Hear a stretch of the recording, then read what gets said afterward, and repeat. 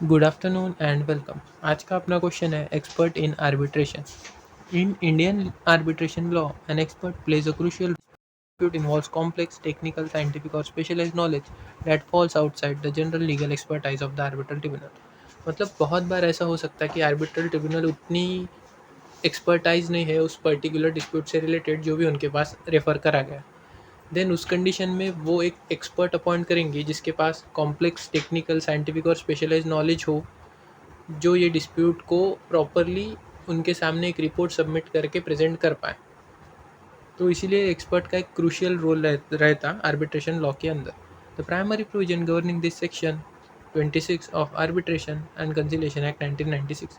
मतलब सेक्शन 26 अपने को पूरा बताता कि एक्सपर्ट का क्या रोल रहता आर्बिट्रेशन के अंदर। Appointment of expert bye tribunal section 26। The arbitral tribunal has the power to appoint one or more experts to report on specific issues determined by the tribunal।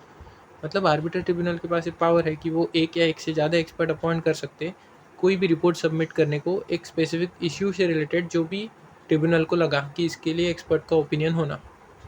तो सबसे पहले आता है requirements from parties. So parties से क्या requirement है अगर कोई एक्सपर्ट ओपिनियन मतलब एक्सपर्ट अपॉइंट किया जाता है तो सबसे पहले पार्टीज़ को उस एक्सपर्ट को सभी इन्फॉर्मेशन शेयर करना पड़ता, मतलब कुछ छुपाना नहीं पड़ता एंड एक्सेस देना पड़ता अगर कोई एविडेंस का इंस्पेक्शन करना है तो। द ट्रिब्यूनल में require a party to provide the expert with any relevant information. मतलब ट्रिब्यूनल रिक्वायरमेंट डाल सकती पार्टी पे कि आपको एक्सपर्ट को सभी रिलेवेंट इन्फॉर्मेशन बतानी पड़ेंगी उस डिस्प्यूट से related. Parties may be required to produce or provide access to any relevant document, good or other property for the expert inspection। और अगर एक्सपर्ट को कोई इंस्पेक्शन करना है किसी भी रिलेवेंट डॉक्यूमेंट का या फिर गुड्स का या प्रॉपर्टी का तो पार्टी ने उसको एक्सेस देने को होना। The expert's report. Once the expert has submitted their written और ओरल रिपोर्ट, सबसे पहले participation in hearing. If a party requests it or if the tribunal deems it necessary, the expert must participate in an oral hearing। मतलब एक बार अगर expert ने उसकी report या तो फिर रिटर्न फॉर्मेट में या फिर ओरली रिपोर्ट दे दिया ट्रिब्यूनल के सामने, देन उस कंडीशन में अगर पार्टी ने रिक्वेस्ट करी या फिर ट्रिब्यूनल को लगा ये ज़रूरी है, देन ट्रिब्यूनल उस एक्सपर्ट को ओरल हियरिंग में पार्टिसिपेट करने को बोल सकती। मतलब जो आर्ग्यूमेंट्स वगैरह चलते ओरल हियरिंग उस वक्त। Cross examination. At the hearing, parties have the right to put questions to the expert, cross-examine, regarding the findings in the report।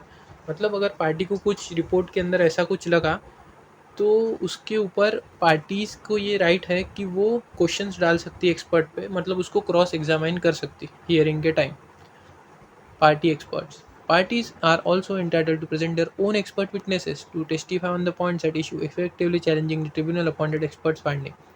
मतलब ट्रिब्यूनल ने एक एक्सपर्ट अपॉइंट करा, उसने पूरी रिपोर्ट बनाई, उसने वो सबमिट करी और पार्टी को लगा कि अपने खुद के एक्सपर्ट से पूछते कि इसका क्या होना, तो पार्टी उस कंडीशन में उनके खुद के एक्सपर्ट विटनेसेस भी कोर्ट के सामने पेश कर सकती ताकि जो भी पॉइंट ऑफ इशू है उसको टेस्टिफाई कर सके उनके विटनेस और चैलेंज कर सके जो भी ट्रिब्यूनल ने अपॉइंट करा था एक्सपर्ट को उसके फाइंडिंग्स को।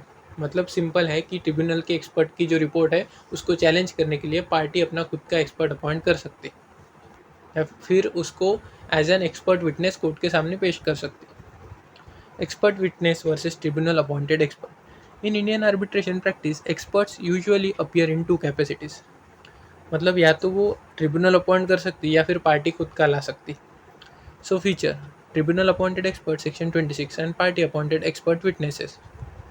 हु अपॉइंट्स, सबसे पहले इसको आर्बिट्रल ट्रिब्यूनल और स्पेसिफिक पार्टी क्लेमेंट या फिर रिस्पोंडेंट। ड्यूटी, इसकी प्राइमरी ड्यूटी रहती टू बी इम्पार्शियल, मतलब इम्पार्शियल रहता है। Duty is to the court tribunal but they are paid by the party. मतलब इनकी ड्यूटी कोर्ट या ट्रिब्यूनल के प्रति रहती बट उनको पार्टी पे करती, ट्रिब्यूनल पे नहीं करती। इधर ट्रिब्यूनल पे करती इधर पार्टी पे करती। Role provides an independent assessment of technical fact. मतलब ये इंडिपेंडेंटली असेसमेंट करते हैं सभी टेक्निकल फैक्ट का। Provides evidence to support a party's technical stance. मतलब ये एक पार्टी द्वारा अपॉइंट किए जाते हैं इसलिए वो उस पर्टिकुलर पार्टी को, मतलब ये इंडिपेंडेंट नहीं बोल सकते, पार्शियल रहते, उस पार्टी के साइड से रिपोर्ट पेश करते। Weight of evidence usually given high weight as a neutral report scrutinise for bias, weight depends on credibility. ये न्यूट्रल रिपोर्ट रहती क्योंकि इसको कोई लेना देना नहीं रहता पार्टी को मतलब पार्टी से ये जो ट्रिब्यूनल द्वारा अपॉइंट करा हुआ एक्सपर्ट जो है टीई, उसको कोई लेना देना नहीं रहता, तो इसलिए वो न्यूट्रल रिपोर्ट रहती है और उसको हाई वेटेज दिया जाता। और इधर की साइड पार्टी अपॉइंट करती एक्सपर्ट को, तो उस कंडीशन में वो बायस रहने के चांसेस बढ़ जाते, और इसका जो वेटेज है वो डिपेंड करता है कि वो रिपोर्ट कितनी क्रेडिबल है। Common domains for experts in India. Arbitration in India frequently utilises experts in the following sectors. अगर कंस्ट्रक्शन एंड इंफ्रास्ट्रक्चर से रिलेटेड मैटर हो, या फिर oil and gas, intellectual property, finance, delay analyst and quantity surveyors to calculate liquidated damages और cost overruns. मतलब delay analyst और जो quantity surveyor's रहते हैं उनको एज एन एक्सपर्ट अपॉइंट करा जाता है अगर कंस्ट्रक्शन एंड इंफ्रास्ट्रक्चर से रिलेटेड कोई डिस्प्यूट है, ताकि वो कैलकुलेट कर पाए कि एक्चुअल कितने डैमेजेस हुए और कॉस्ट ओवररन्स कितना हुआ। ऑयल एंड गैस, जियोलॉजिस्ट और petroleum engineers for technical compliance dispute. मतलब इधर ऑयल एंड गैस से रिलेटेड डिस्प्यूट हो तो जियोलॉजिस्ट या पेट्रोलियम इंजीनियर्स अपॉइंट करे जाते हैं। Intellectual property, technology expert for patent infringement और सॉफ्टवेयर कोड कंपैरिजंस। मतलब जो टेक्नोलॉजी में एक्सपर्ट्स रहते वो इधर अपॉइंट करे जाते, क्योंकि उनको नॉलेज रहता है कि पेटेंट इन्फ्रिंजमेंट एक्चुअल में हुआ है क्या, या फिर कोई सॉफ्टवेयर कॉपी करा गया क्या, देन वो सॉफ्टवेयर कोड कंपेयर करके बताएंगे, ऐसा वगैरह। फाइनेंस सेक्टर में चार्टेड अकाउंटेंट या वैल्यूअर्स को एक्सपर्ट करके अपॉइंट करा जाएगा और कैलकुलेटिंग लॉस और प्रॉफिट्स और बिजनेस वैल्यूएशंस वगैरह के लिए।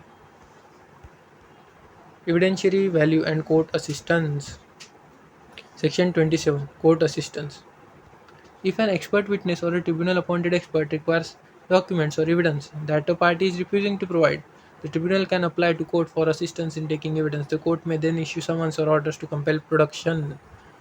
मतलब क्लेमेंट ने उस खुद का एक्सपर्ट विटनेस बुलाया या फिर ट्रिब्यूनल ने उनका एक्सपर्ट अपॉइंट करा, और उन दोनों एक्सपर्ट को डिफेंडेंट या फिर रिस्पोंडेंट द्वारा कुछ इन्फॉर्मेशन चाहिए, या फिर वो रिस्पोंडेंट को पेश करना है हियरिंग के टाइम, और वो रिस्पोंडेंट रिफ्यूज़ कर रहा या फिर एविडेंस देने से मना कर रहा इंस्पेक्शन करने से उसके प्लेस को, तो उस कंडीशन में फिर ये पार्टी या फिर ट्रिब्यूनल कोर्ट की असिस्टेंस लेंगा, कोर्ट से मदद लेंगा, और कोर्ट के द्वारा उसको समन्स भेजेंगे या फिर ऑर्डर टू कंपेल प्रोडक्शन मतलब वारंट इशू करेंगे। तब उसको थोड़ा डर लगेगा और वो आएगा, फिर ऐसा रहता हो। Independence and impartiality. While the act doesn't explicitly lay down code of conduct for experts, मतलब एक्ट के अंदर ऐसा कोई उनका कोड ऑफ कंडक्ट नहीं है, एक्सपर्ट ने कैसे बिहेव करना, कैसा उनका कंडक्ट होना, क्या कंडीशंस होना, ऐसा एक्ट के अंदर नहीं दिया गया। Indian courts have consistently held that an expert must be objective and unbiased.